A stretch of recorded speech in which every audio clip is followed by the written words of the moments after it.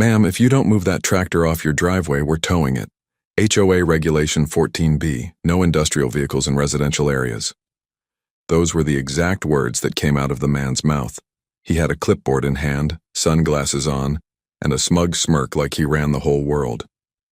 And standing next to him was a second guy, stocky build, arms crossed, wearing a bright orange safety vest with HOA enforcement on the back like he was part of some elite tactical team. But here's the thing. This wasn't a residential area. This was my ranch, my private property, miles from their neighborhood, their gates, their manicured lawns, and whatever imaginary border they were drawing with that clipboard. I was in the middle of loading hay into the barn when I heard their truck pull up, and when I walked over to check what was going on, I saw them standing there near my front gate like they had authority. The audacity was blinding. I straightened my back, brushed the dust off my jeans, and narrowed my eyes at them. This is private ranch land. I'm not in your HOA. That's not even your street you're on. You just passed a sign that says private road, no trespassing. Didn't you see it? But the clipboard guy didn't blink. He just tapped his pen and said, "We received complaints. Your tractor is an eyesore to nearby homeowners. If you don't comply within 24 hours, we'll issue a formal violation and initiate towing." And that's when I lost it. My hands were shaking, but I didn't yell. I just asked one calm, sharp question. "Are you threatening to tow my tractor off my ranch?" The smirk on his face faded just slightly, but he nodded. And then I stepped aside and pointed behind me.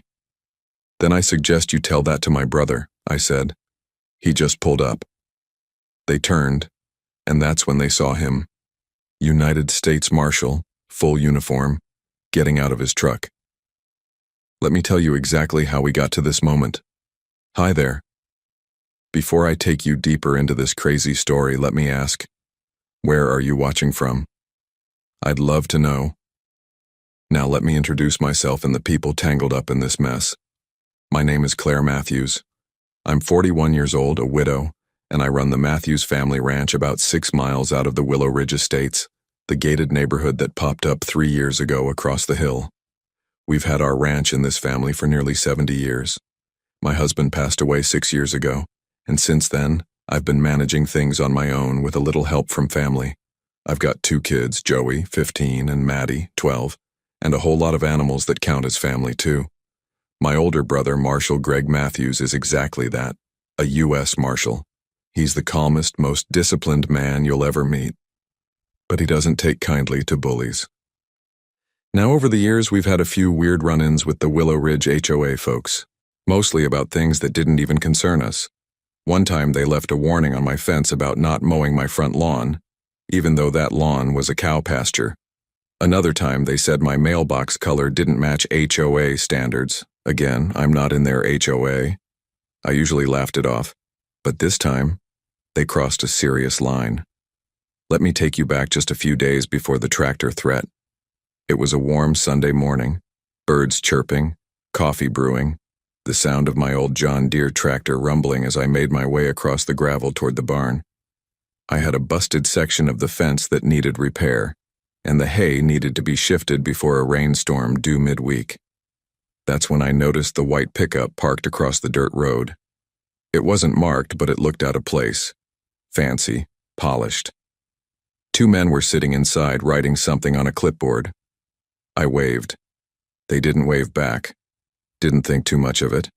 Until the next day when I found a folded paper wedged into the side gate near the livestock corral. It wasn't an official letter, just a printed sheet that read, "Notice of violation. Unauthorized industrial vehicle visible from roadway. Vehicle must be removed in 24 hours or towed at owner's expense. Willow Ridge HOA." It had no name, no contact, no signature, just a threat. I crumpled it and tossed it into the barn trash, shaking my head. They can't be serious. Turns out, they were. The next morning, Joey came running into the kitchen. "Mom, there's a truck at the gate again, same guys."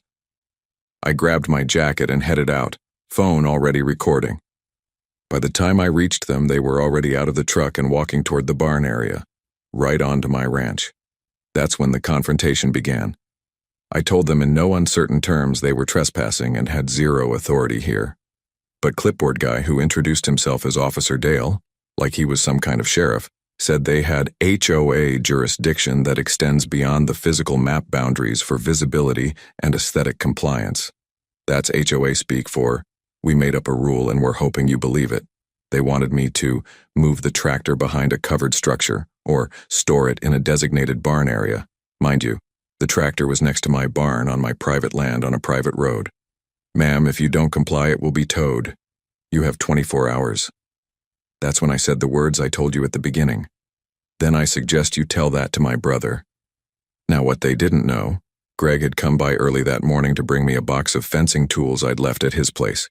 He'd just pulled up behind them in his truck, wearing full U.S. Marshal gear. And let's just say, he doesn't wear that unless he's heading into serious business. He got out calmly, walked over and nodded at me before turning to the men. Gentlemen, he said in his slow, deliberate voice, you're trespassing. This is not within your authority, and you're threatening to tow personal property from land that doesn't fall under any HOA contract. Dale tried to interrupt. Greg held up one finger. Just one. You finish that sentence, and I will escort you off this land in cuffs. You want to try me? The second man suddenly remembered his truck had a reverse gear and began backing away. Greg stepped forward. You have 60 seconds to leave this ranch. If I see either of you here again without a warrant or actual cause, we'll pursue criminal trespass and harassment charges.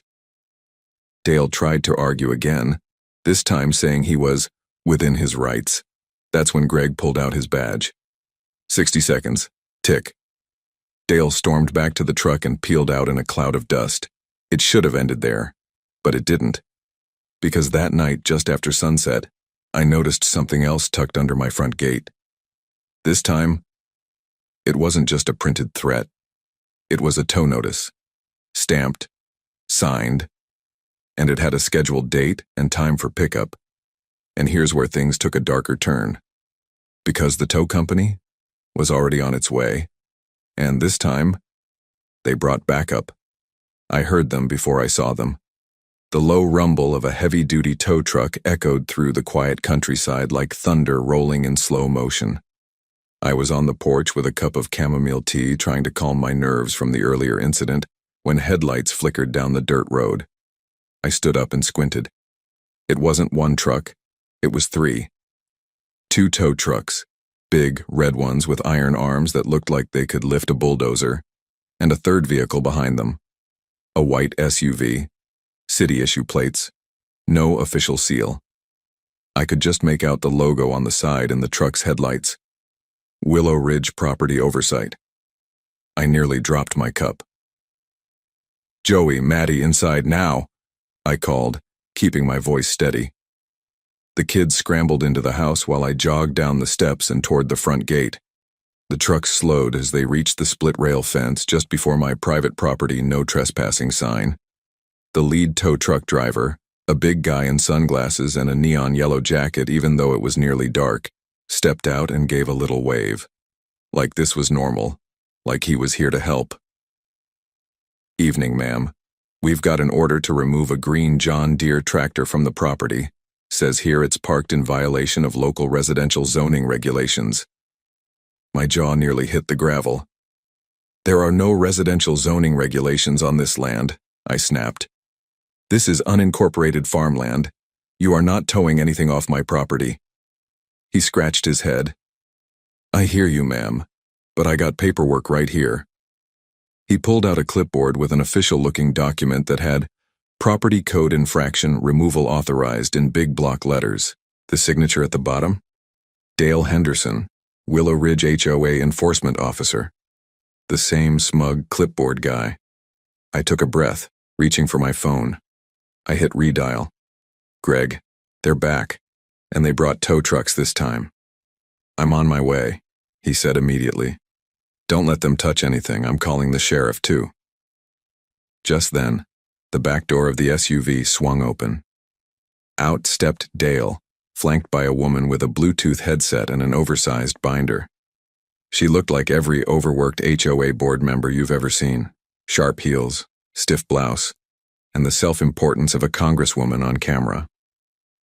"Claire Matthews," she said with a forced smile. "We're here under Article 7 of the Neighborhood Visual Compliance Code. Your tractor is visible from the ridgeline and constitutes a visual disruption to Willow Ridge residents. We're within our authority to remove it." I folded my arms. "Except I'm not in Willow Ridge." She looked confused for a second. "Technically, your property borders our community access roads, and as such, no, you don't have jurisdiction. My land predates your entire neighborhood, and you're trespassing." Dale took a step forward. "It's not personal. We just need to make sure the tractor is stored properly." "You try it," I said slowly, "and you'll be dealing with my brother, the U.S. Marshal. Again." He blinked. Then, sirens, flashing lights. A sheriff's cruiser rolled up from the road just behind them. My brother pulled up right after, tires crunching on gravel. He stepped out, calm as ever, badge gleaming under the porch lights. "Get away from the equipment," Greg said without raising his voice. The tow truck drivers hesitated. The woman with the binder stepped forward again, now talking fast. "We filed an enforcement request. This is within our HOA boundaries of visual impact." Greg interrupted her. "This land is zoned agricultural. Your authority ends at your gate. You've now sent unauthorized personnel to seize private farm equipment on land governed by the county and protected by state ranch laws." He turned to the sheriff, who had stepped out of his cruiser and was already eyeing the paperwork Dale had handed the tow guys. "This here is a fabricated violation notice," the sheriff muttered, flipping it over. "Not even a real legal order, no court seal, no county approval, not even notarized." Dale's voice cracked. We thought it fell under shared jurisdiction." Greg's hand twitched toward his belt. "You don't get to think jurisdiction into existence. You step foot on this property again, I'll file federal charges." The sheriff gave a sharp nod. "This is officially trespassing and attempted unlawful seizure of private property. Pack it up, folks." The tow truck guys didn't argue. They started the engines and backed out of the driveway faster than you'd believe. Dale and his clipboard buddy slunk back into the SUV, and the woman with the binder looked like she had eaten a lemon whole. Before she got in, she looked at me and said, "You may think you're above community standards, but neighbors have rights too." I stared at her. "My neighbors know this is my land. You're not my neighbor. You're an HOA looking to flex where you don't belong." Greg gave them one final warning. "If you touch this ranch again, I'll make sure you have a permanent record." They drove off without another word. And just when I thought it was over, the sheriff turned to me. "You may want to take extra care tonight," he said quietly. "We've had some unusual reports from folks who've crossed the Willow Ridge board.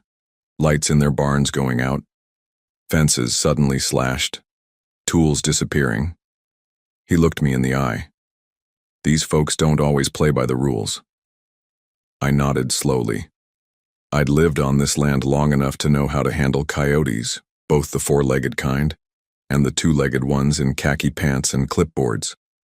The next morning I found my barn door wide open, and inside, the tractor was gone.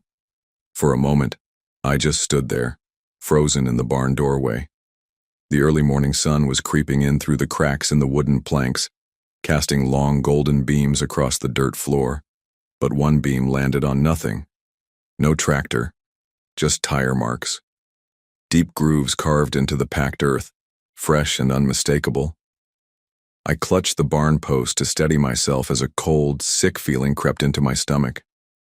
My John Deere, my only tractor, was gone. I ran outside, scanned the yard, the side path, the corral, the front gate. Nothing. Not even the sound of an engine in the distance. It was like it had vanished into the night. I turned and sprinted back to the house, grabbing my phone and calling my brother. "Greg," I said, my voice shaking. "The tractor's gone." "What do you mean gone?" "I mean it's not in the barn. Someone took it." There was a pause on the line. Then Greg asked, "Were there any signs of forced entry?" "The lock on the barn door is broken, the chain's still hanging, but the clasp is bent. Looks like it was popped." I'll be there in 20. Don't touch anything. As I hung up, Maddie appeared in the hallway, rubbing sleep from her eyes. Mom? What's wrong? I forced a smile and brushed her hair from her face. Nothing for you to worry about, sweetheart. Go wake Joey and tell him to stay inside for now. She nodded and patted away, but I could feel her eyes on me, watching, listening.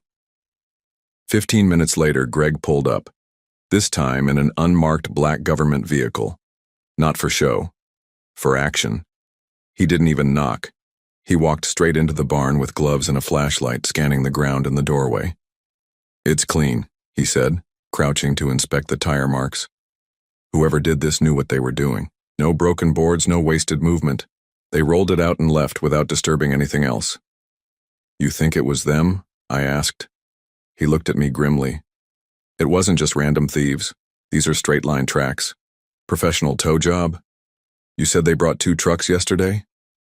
Yeah. And they left after the sheriff warned them. Or pretended to leave.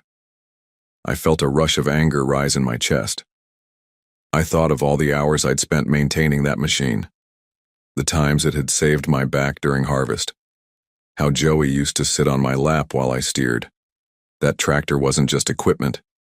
It was part of our family's legacy. Greg pulled out his phone and made a call I didn't understand, rattling off location coordinates and description codes like clockwork. When he hung up, he turned to me. Get dressed. You're coming with me. Where? To see if they're dumb enough to keep stolen property on Willow Ridge turf. 10 minutes later, I was in the passenger seat as we pulled into Willow Ridge Estates, past the white brick pillars, the iron gate, the security kiosk, which was empty, and into the winding lanes of luxury homes. Everything about this place screamed money, but not real ranch money, not earned it with dirt under your nails money. This was developer fantasy money, landscaped perfection, fake stone fountains, HOA rule books thicker than the Bible. Greg slowed near a side cul-de-sac, pulling up beside a vacant construction lot at the edge of the subdivision. A temporary green mesh fence circled the lot, and behind it, I saw the back end of something green. We both jumped out of the car. Greg moved fast, flashed his badge to the one guy sitting in a golf cart near the lot, who immediately stood up like he'd seen a ghost. Open the gate, Greg barked. The guy stammered, I don't know the code. Greg was already unlocking the gate himself using a bolt cutter he kept in the trunk. The metal snapped like twigs, and there it was, my tractor, parked behind a stack of fake stone tiles half covered with a plastic tarp. I gasped. They just parked it here? In broad daylight? Greg took out his phone and started recording everything. Angles, serial numbers, markings, tire tracks. He turned to the security guy.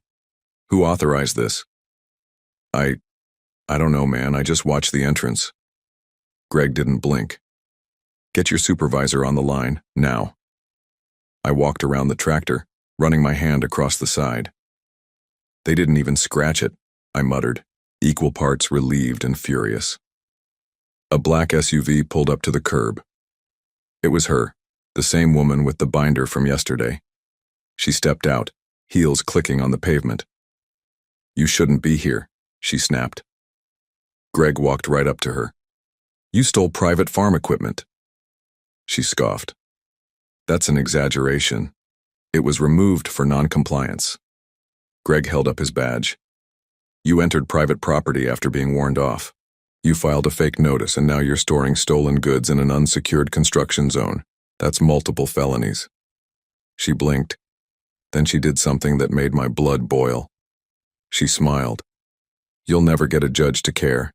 It's just a tractor. They'll call it a civil misunderstanding. Greg took a slow step forward. Try me. She paused. You want to play hardball?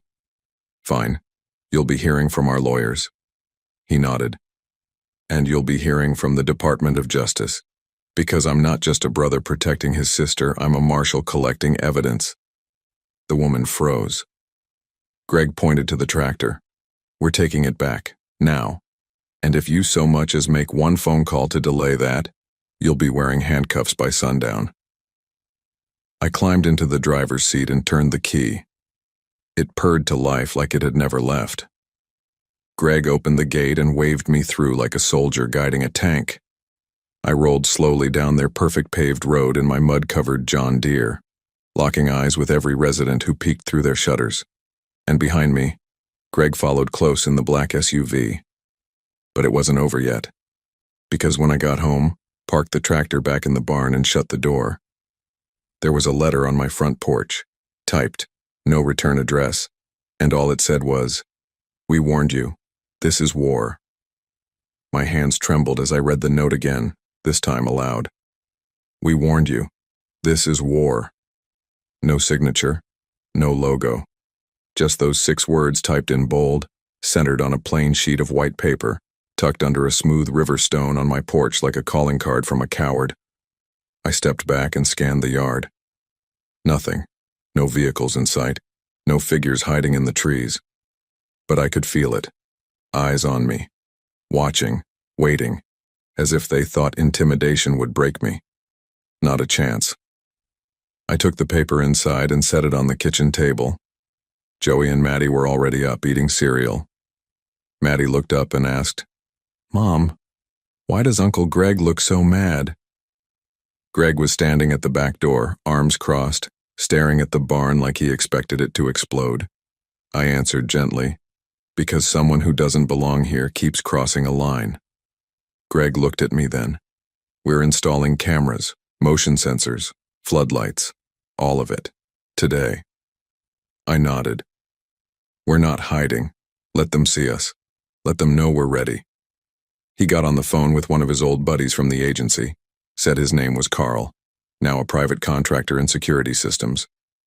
Within 2 hours, Carl and his crew rolled up in a black van and got to work like a tactical unit, installing infrared cameras, wireless alarms, battery backups. One of them even set up a license plate scanner at the top of the driveway. And just as they were finishing up, my phone rang. Unknown number. I answered cautiously. "Hello?" A slow, smug voice replied. "You've made this harder than it had to be, Ms. Matthews. You could have just followed the guidelines, now it's personal." I didn't answer. The voice continued, "Enjoy your tractor while it lasts. We're just getting started." Click. I stood frozen for a moment, heart pounding in my ears. Then I hit record on my phone and called Greg over. "They just called me. You get it recorded?" I nodded. "Good, we'll use it." We sent the audio to the sheriff and had it logged immediately. But even the sheriff admitted that without a number or name, it was hard to trace. "But keep your head up," he said. "These kinds of people, they always go one step too far." That step came faster than expected. That night, around 2:37 a.m., my bedroom security monitor blinked on. The camera by the livestock fence picked up a figure creeping through the shadows, hood up, flashlight off, moving low and fast. I sat straight up in bed. Greg, who'd taken to sleeping in the guest room with his badge and service weapon by his side, came charging down the hall before I could even call his name. "I saw it," he said, already lacing up his boots. "Stay inside with the kids. Lock all doors." He grabbed his flashlight and stepped out into the night. I stayed glued to the monitor, heart pounding as the figure made their way toward the barn. They crouched near the side wall, then pulled something from their jacket. A canister. Liquid sloshed. Gasoline. I gasped. "They're trying to burn it." Before I could scream, 2 floodlights shot on, blinding and loud, buzzing from the barn roof. A shrill alarm blared from the motion sensor. The figure jumped, dropped the canister, and turned to flee. But it was too late. Greg stepped from the shadows. "Hands where I can see them." The person bolted. Greg gave chase, disappearing behind the trees as I watched helplessly from the porch, phone clutched to my chest. 15 minutes later, the sheriff pulled in. Greg returned shortly after, dragging the intruder by the hood of their jacket. It was a teenage boy, maybe 17, pale, scrawny, shaking. He kept muttering, "They paid me. They paid me." The sheriff cuffed him and sat him down on the porch step. Greg leaned down. Who paid you? The kid hesitated, then looked at the sheriff and whispered, Some guy with a clipboard. Said he'd give me $300 if I left a message. What kind of message? The kid nodded toward the barn. Greg stood up, fury boiling beneath his voice. They used a kid to commit arson. The sheriff called for backup. The boy was taken in for questioning, and charges were filed. But it wasn't about the kid anymore. It was about the people who sent him, and we knew exactly who that was. The very next morning, I marched into the county office and requested a certified zoning map. Greg went to the courthouse and pulled every HOA jurisdiction file tied to Willow Ridge. We met at the local diner that afternoon and spread everything across the table. There it was in plain ink. Matthews Ranch is not and never has been under any HOA authority. Not zoned, not contracted, not included in subdivision plans. Zero legal overlap. That's when Greg looked at me and said, It's time to go public. We contacted the local news station, Channel 5 Eyewitness, and handed them everything. The fake violations, the trespassing video, the tow attempt, the recorded phone call, the burned gas can, and the teenage arson hire. The next night, the story aired during the evening news. HOA bullies target innocent ranch family, threatened to tow tractor, then tried to burn it down. Our phones lit up like a Christmas tree. Friends called in support. Neighbors from nearby ranches came by with supplies and hugs. One of them, an older woman named Deborah, said, They tried to do something like this to my sister's farm back in Arizona. It was a land grab. You need to be careful. These people don't stop until they take everything. That night, after everyone left and the house grew quiet, I stood on the porch, watching the stars. Greg joined me, sipping a mug of tea. What do they want, Greg? I asked. Why come after me? They don't want the tractor, he said. They want the land. Your land backs up to the ridge. It's flat, dry, buildable. They want to expand Willow Ridge, but they can't unless you sell. I nodded slowly. They think if they scare you enough, you'll leave. I looked out over the barn, the fields, the hills that had held our family for generations. Then I whispered, They don't know who they're messing with. But the next morning, I woke up to another letter taped to my gate, this time in red ink. Your property line is under review. We're coming for all of it. Greg stared at the letter like it was a live grenade. He didn't say anything at first, just ran his fingers over the red ink, then turned to me, his jaw tight. This is escalating faster than I thought. They're not just playing games anymore, Claire. They're laying the groundwork for a full-on land dispute. I crossed my arms and took a deep breath, trying to keep from screaming. Can they even do that? Just declare my properties up for review like it's a town meeting menu? Greg shook his head. Not legally. But they're betting on you being too tired, too scared, or too broke to fight back. They're using intimidation to force a surrender, and they're hoping you don't have the resources to fight. Well, they're wrong. My voice cracked, but I didn't care. They think just because I'm a widow running a ranch on my own, I'll fold? Not a chance. I'd rather die than give them this land. That morning, we called the county clerk's office and requested an emergency property survey. Greg also got in touch with a lawyer, his old friend Leah Cruz, one of the sharpest land dispute attorneys in the state. She drove in from 2 counties over the next day and came armed with folders, state zoning law books, and a laptop full of digital records. From what I've reviewed, she said over coffee at our kitchen table, they're bluffing. But it's a sophisticated bluff. They filed a community extension proposal with the planning board last month. It included your land in the blueprints, without your consent. My stomach twisted. They assumed you wouldn't find out until it was too late. That's why they're trying to break you now, because once construction starts, it's almost impossible to stop. Greg leaned back, arms folded. What are our legal options? Number 1, Leah said. We file a formal cease and desist. Number 2, we publish a full-page notice in the local paper, declaring your property not for sale, not zoned, and under legal protection. Number 3, We exposed the planning board members who greenlit that extension without verifying landowner permission. And number 4? I asked. She smirked.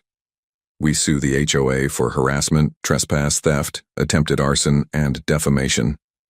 I nodded slowly, rage mixing with relief. Finally, we had a plan. The next few days were a whirlwind. The new property survey began, with Leah overseeing the team personally. Greg coordinated extra patrols with the sheriff's office, who now considered the ranch under threat. We had cameras, motion lights, and even trail cams hidden in trees. I got messages from neighbors who'd seen HOA officers snooping along back roads late at night. One even captured a photo of Dale crouching behind their mailbox like a kid caught TPing a house. But the worst came on Thursday morning. I woke up to find red paint sprayed across my barn wall. You can't win. Sell now. And below it? A dead chicken. One of mine. Neck snapped. Carefully placed, not torn apart by an animal. Greg and Leah arrived minutes later, both silent as they stared at the message. Leah took pictures for evidence while Greg called the sheriff. When Maddie saw the paint from the window, she cried. I hugged her close and whispered, "They're scared, baby. That's why they're doing this. When people know they're wrong and they're about to lose, they act like this." I was shaking as I said it. But I needed her to believe it. I needed me to believe it. The sheriff arrived, took a report, and promised to investigate the cruelty charge. That afternoon, we drove to the county office and hand-delivered the cease and desist letter. The planning board manager, a frail man with a bad comb-over and a shaky voice, read it with widening eyes. They told us the land had been cleared for development," he stuttered. "They lied," Leah said flatly. "And if you don't correct that map and retract the extension plan, you'll be facing a lawsuit personally. I have copies of the real land boundaries. I suggest you compare them to the blueprint the HOA submitted." He gulped and promised to take immediate action. As we left the building, a black SUV pulled into the lot. It was Dale. He stepped out, still wearing that same smug smile. "Lot of drama for a tractor, don't you think?" he called out. Leah stepped forward without hesitation. "You're being sued for 6 counts of criminal and civil violations. You might want to hire a real lawyer because the HOA's legal team won't cover you once we prove you acted outside their authority." His smile twitched. Greg followed up. "And if you so much as send another letter, step foot on that ranch, or pay someone to do it for you, I will make sure you are prosecuted under federal conspiracy statutes." Dale didn't say anything. He just looked at me, eyes burning, and muttered, "You should have just sold." I looked him square in the face. "This ranch isn't for sale. Not now. Not ever." We turned and walked away. But even as I climbed into the truck, I knew it wasn't over. That night, just after midnight, I was sitting by the window in my room when I saw movement in the shadows near the chicken coop. Not a person this time. A drone. It hovered for a moment, then zipped away like a fly. They weren't just trying to scare me anymore. They were spying on me. And the next morning, a city inspector arrived unannounced at my gate with a violation notice for unauthorized commercial agriculture. Greg read the notice and looked at me. "They're trying to shut you down by the book." And then he said the words that made my blood run cold. "If they get the board to vote, they could try to annex your land into the HOA." I whispered, "What happens if they do?" Greg answered quietly, "They could legally seize everything." I felt like I was standing on a fault line. Any second, the ground beneath me could split, swallowing up everything. The ranch, my home, my family's legacy. Greg set the violation notice down on the kitchen table beside the others, stacked now like a twisted scrapbook of intimidation. Leah paced the floor behind him, flipping through a binder of legal documents and county regulations, her sharp heels clicking against the hardwood like a metronome of war. "This is their endgame," she said flatly. "If they can get the county board to approve annexation into the Willow Ridge HOA, they'll have full authority. It's rare, hard to do, but not impossible, especially if the board is being pressured behind closed doors. And once they have authority, I asked, they can fine you into the ground, take you to court over non-compliance, even claim eminent domain under a community development clause.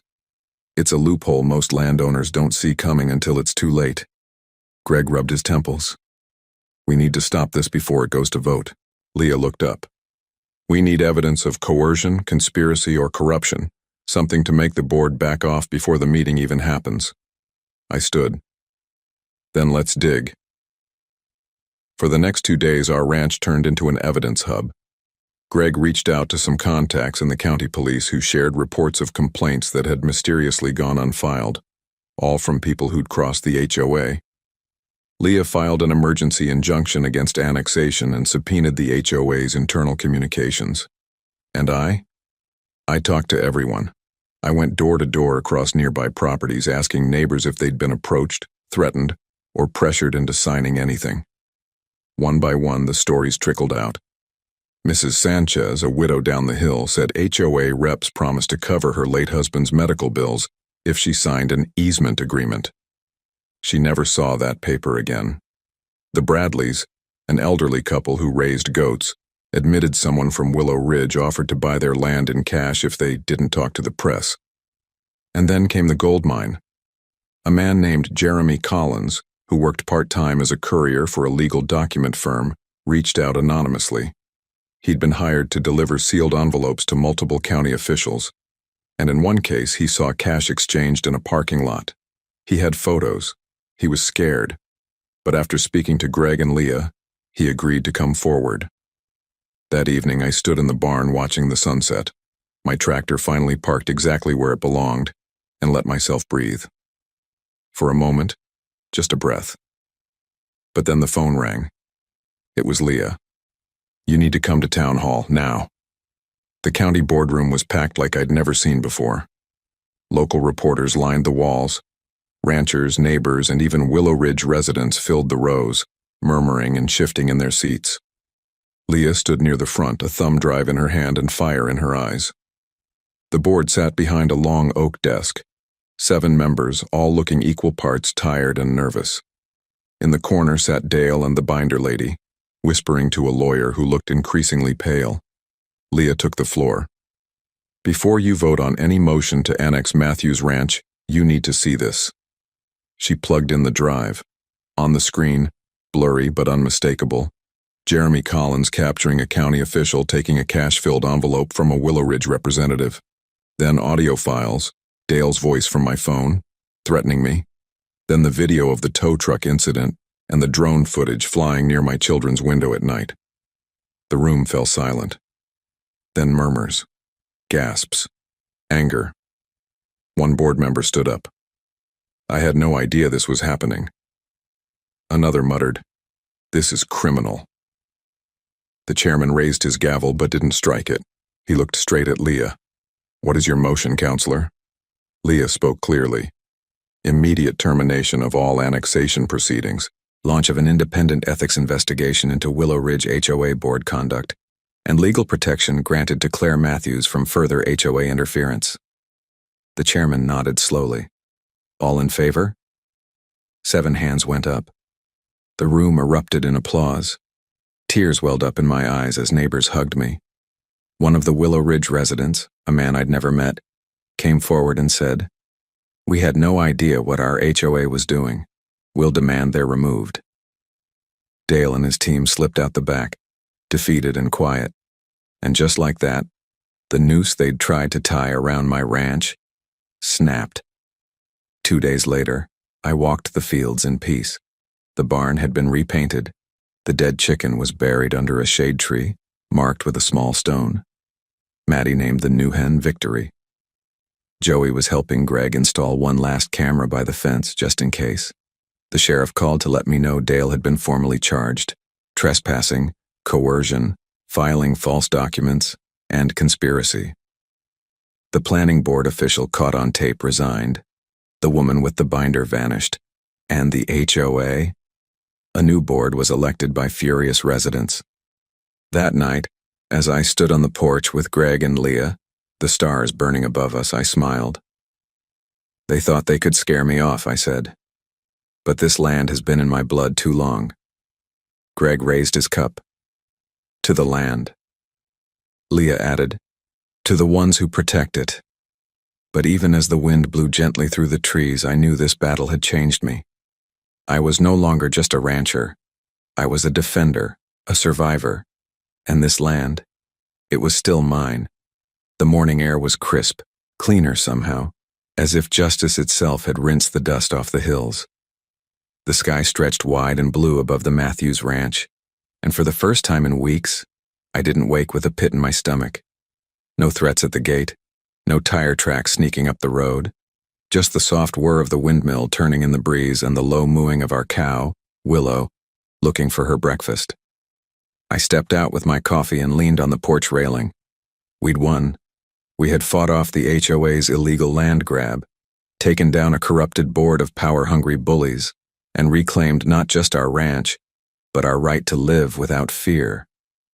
But as I looked out over the pasture, I knew something had changed, not just around me, inside me. This ranch wasn't just a home anymore. It was a line in the sand, and I had stood my ground. Greg came around the side of the house with Joey and Maddie in tow, each carrying a rolled-up sign. One by one, we planted them along the outer fence. Bright white boards with bold black lettering. Private ranch, not under HOA trespassers will be prosecuted. No means no. Greg smiled. That should settle the matter. But Leah, walking up from her car with a file in hand, shook her head. Not quite. One last surprise. She handed me a manila folder. The judge finalized it this morning. I opened it slowly. Inside was a stamped document, official, notarized, permanent. Order of Protection Against HOA Interference. The Matthews Ranch is to remain an autonomous property, immune to HOA annexation, regulation, or enforcement of any kind in perpetuity. My hands trembled, not with fear, but with relief. I looked up at Leah, tears in my eyes. This is forever? She nodded. They can't touch you. Not now. Not 50 years from now. Even if they try to rename, rezone, or rebrand, your land is yours. I hugged her, tight.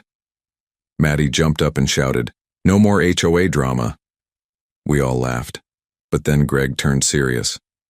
"There's something else," he said, glancing down the gravel road. "I got a call from the sheriff this morning. Dale's facing prison time. They raided his house, found maps, files, emails about other landowners. You weren't the only one." My stomach sank. Who else? Small farms, family plots, even a historical church. He was part of something bigger. Developers were using the HOA as a weapon, threatening people out of their land so they could build. Leah added, "But now that we have evidence and national media attention, the DOJ is stepping in." "So, we opened the door for others," I whispered. Greg nodded. "You didn't just save this ranch. You may have saved dozens more." I closed my eyes, letting that truth settle like warm sunlight on my skin. That Sunday we held a barbecue. The entire valley came. Neighbors from miles away showed up with baked pies, smoked brisket, corn on the cob, and stories. Some heartbreaking, some hilarious. We shared laughter, music, tears, and food under a big white tent Greg helped set up near the barn. There was even a small ceremony. The sheriff came by to present me with a framed certificate of appreciation for outstanding civil courage in defense of landowner rights. I was too choked up to say much when I accepted it. Just a simple, "Thank you," from the bottom of my heart.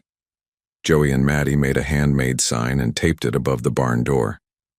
"This land stands free."